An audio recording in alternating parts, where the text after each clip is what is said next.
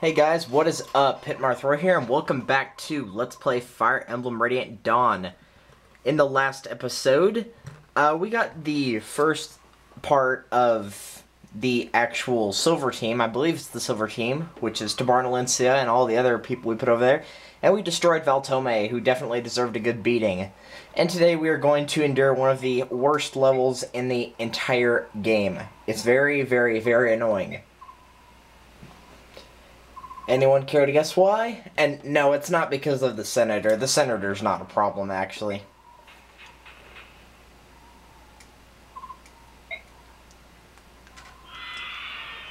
And yeah, he's gonna warp over. Hello.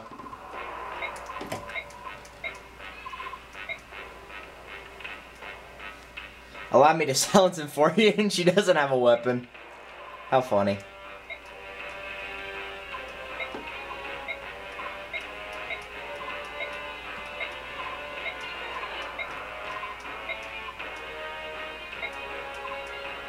So they talk about how she had a sister, and that she was the actual apostle,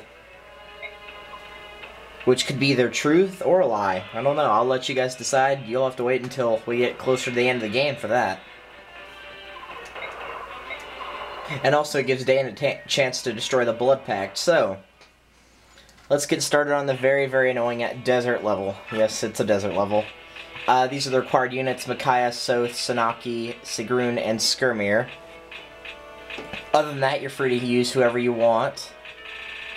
Nisala I would definitely recommend having on this level. Har, definitely. I'm going to be using Marcy as well. Now, keep in mind, if you don't remember from part 1, the people that do best on a desert level will be the Valken/Pegasus Knights, the Dragon Riders, the Ravens and or the Hawks, and also mages or saints. So any type of mage will do well here. Rogues/Whisperers, they can do okay. They're not as good as the other classes I just mentioned, but they'll still do okay. So that's just something to keep in mind as well. So yeah, Boyd and Aaron they're not going to be able to move around here very well. And I don't want Neolucci. He's probably not going to be much help. One other thing I would definitely recommend, if you go down to over here, near where the boss is, yes, there's actually two bosses, this guy and then Nubida as well. You see that this guy's an L Silence and this guy's an L Sleep. Sleep will obviously prevent you from attacking, L Silence will prevent you from using spells. So what you want to do is buy some restore staffs for your mages, Micaiah, and if you've got any others in this group, and I would equip them. Because if they've got it equipped and they get hit by, let's say, L Silence, it's automatically going to recover next turn. So you are going to want to do that. Equip Restore. And you can restore anybody else. They'll usually go for your mages. If they don't go for your mages, they're probably going to go for Skirmir. Usually. So I usually make Nisala go this way. Put Laura down here. Put Har right here. Aaron right here.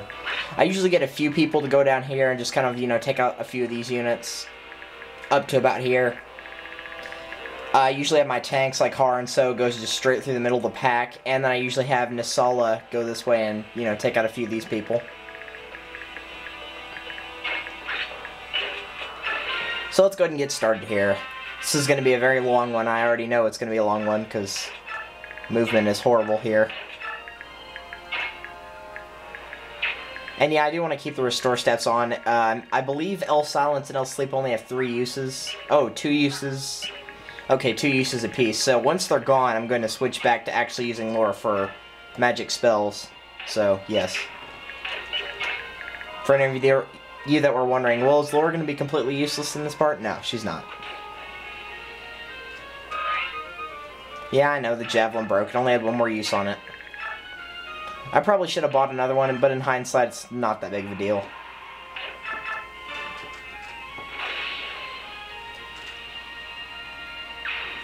And yes, there are some archers and crossbow users. There's one right here, one right here, one right here. There's like a group of crossbows right here, and then there's a steel bow. Another steel bow right there, another one right here.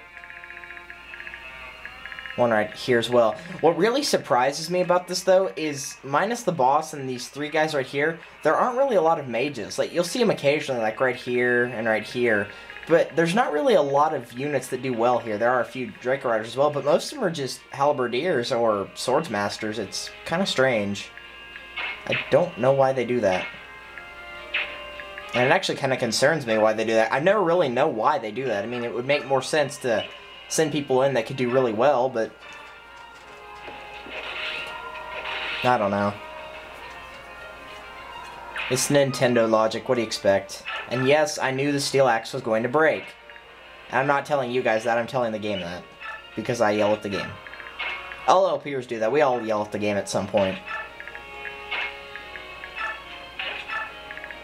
The one good thing I will admit, though, about the whole fact that they don't choose units that can move well is the fact that, you know, if you have Laura right here and she can't defend herself, is this guy can't reach. Normally he'd be able to reach, but he can't even reach Aaron or Boyd. So that really does help a lot. Tsunaki's got decent movement here, so we're going to use her, but we need to protect her. And Leanne, I'm not really going to keep with the main group, but I don't want her to just be nowhere at the same time. So let's go get started here.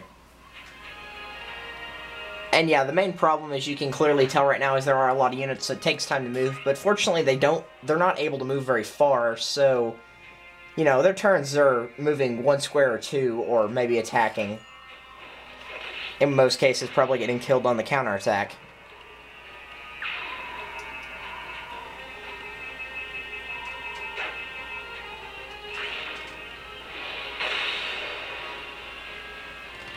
So really, the enemy units here, they don't pose a threat. It's just an annoying level because of the whole desert factor. That's really the only thing that makes this level hard. And I wouldn't really say hard so much as annoying. It's just annoying.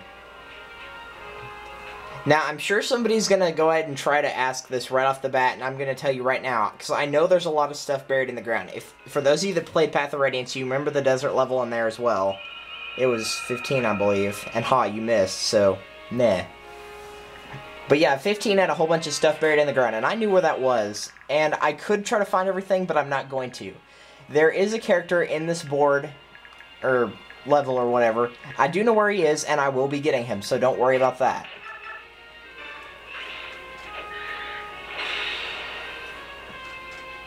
So I'm just going to say right now, I'm getting the character. If I find an item along the way, then I find it. If not, then oh well.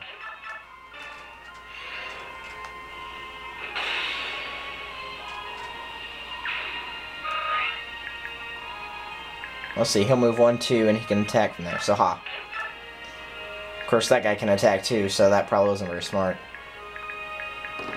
It's nice to have the flying types, though, because they can outsmart, you know, the rest of the units that can't really move very much. So that's always fun to do.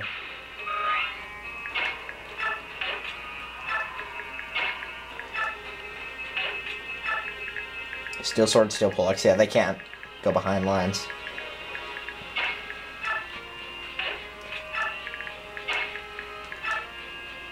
Since I really want to get rid of that crossbow loser. Because I don't like the crossbows. They're annoying. And since the crossbow doesn't actually count as a bow, it doesn't take skill to wield it. I don't know why, but they don't count it as an actual bow in this game. See, look. This guy's a crossbow. And look at bow on his weapon level. It's not there. So they don't count it as an actual bow. It's very annoying. Crossbows and bowguns both are like that. See, look, instead of having, like, for example, the axe B at the very beginning, it's just got crossbow, might, hit, crit, whatever. So it doesn't take skill to wield it. And I know I said I didn't take skill to wield it earlier on, and by skill I meant you didn't actually have to be adept at using one in real life. What I mean now is it literally takes no skill. And that guy hit, but he didn't do a lot of damage, because the killer bow, while it is good for criticals, it's not very strong overall. It's only strong when it gets a critical. Or obviously if you've got a strong player using it. And that guy has a wind edge, so he's going to have to go, and that guy is going to have to go as well. Are you thunder or wind? You're wind. Arc wind. We're going to have to get rid of you then. I'm not worried about you.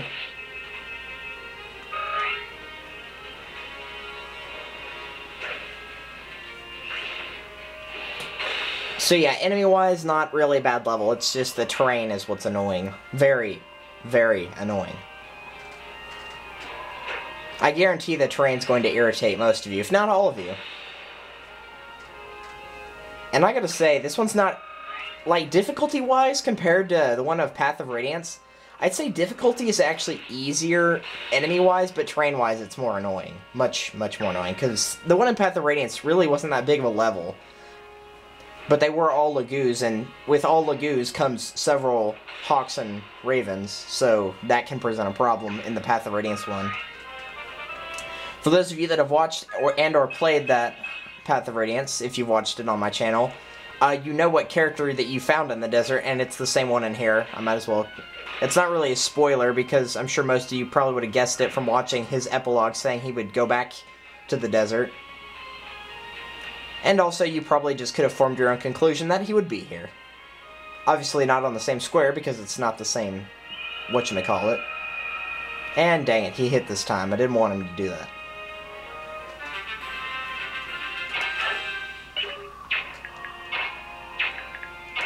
Well, let's just go ahead and get rid of you really fast. And yes, Sanaki, I believe, is required for the very end game, so if you want to level her up, go ahead. I don't use her, so, you know, I just kind of have her stay in the back. Magic is good, but HP is far too low to be helpful to me.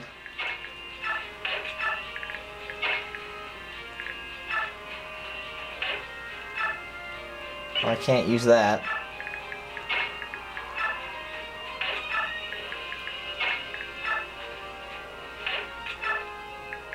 See if I can lure him over here. I don't know if I can kill this guy or not. I cannot.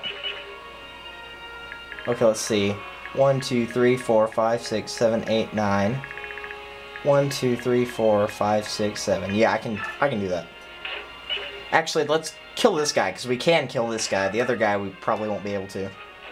Not unless you get a critical or a stun, but I'm not going to risk it. Play smarter, not harder.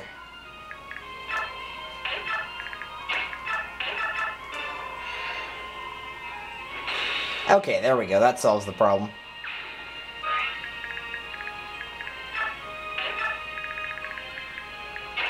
And actually, I'm going to start moving Micaiah to the square where the hidden character is, because I believe it has to be Micaiah this time.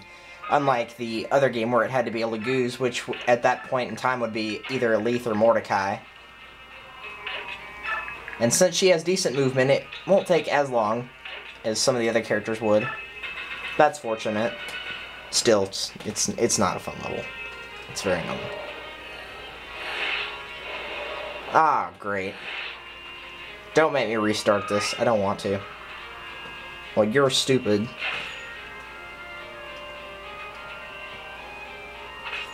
So yeah, Hard may be asleep, but his defense is so high that nobody's going to inflict damage on him.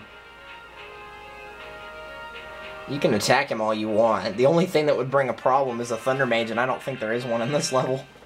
So, too bad for you.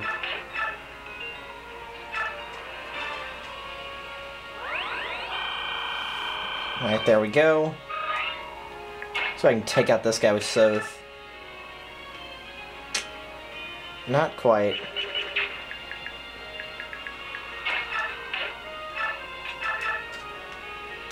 Let's just go ahead and do this.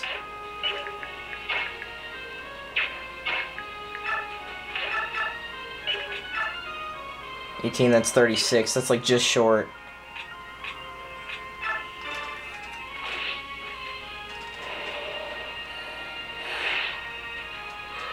Oh, but he got Bane, so yeah. We didn't go over the Bane skill now that I think about it. Here it is. Nope, go back up. Thank you. Bane. Can incapacitate a single strike. Does not work on all opponents. Basically, it means you're going to get an instant kill or you're going to lower them to 1 HP. Either one. Still a very good move, though, no matter what you get from it.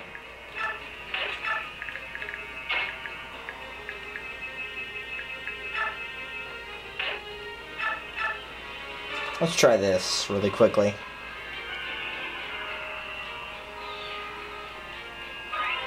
Because I don't think Leanne can get hit.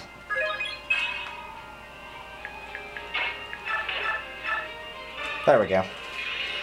I don't want to deal with him next turn, so we're just going to get rid of him now.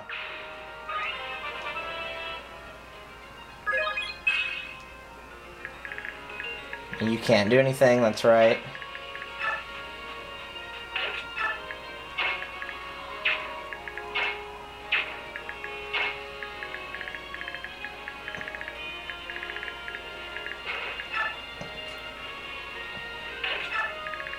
I'm going to start moving them up here just a little. Just in case Makai needs backup, which she probably will. I don't want to waste an elixir. Alright, so we're going to end the level. Well, I'm going to in the next video, and then we will get started on the enemy's turn. So, next time, we're going to get a little bit farther in the desert level, hopefully. I mean, there's not too many enemies left, but still, not a fun map. So, be right back.